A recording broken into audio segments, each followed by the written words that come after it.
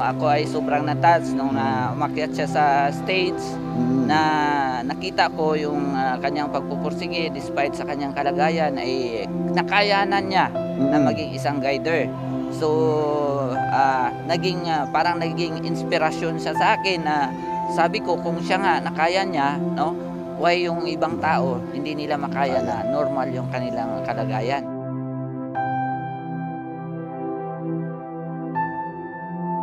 Gusto kong ipakita sa mundo na kahit ganito po ako, Oo. kahit yung ibang tao po or sabihin natin yung ibang person po na katulad sa akin yung situation is at least po makapag-inspire ako na kaya din po nila. Ayun.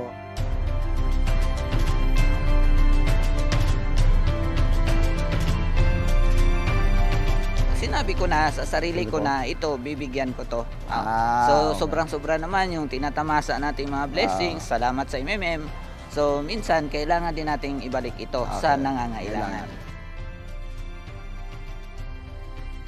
Dahil ayaw niya ng wheelchair, dahil kaya niya na. Kaya na, oo nga. So binigyan ko na lang siya ng worth 10,000 Mabro. So ibibili niya na lang ng Mabro yon, then bahala na po siya kung paano niya po yung gagamitin. So I hope na magagamit naman yun sa tama, maibabalik niya as a charity work or as a good deeds naman sa mga kapwa niya.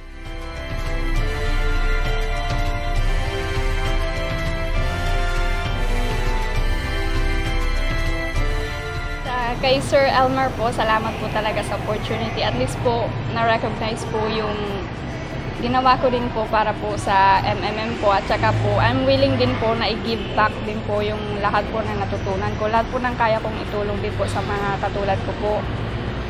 Kay Sir Sergey Mabro din naman po, salamat po talaga sir kasi hindi naman po kasi lahat ng tao nabibigyan talaga ng fair opportunity po lalo na po dito sa Pilipinas. So yun po, salamat po talaga sa lahat-lahat.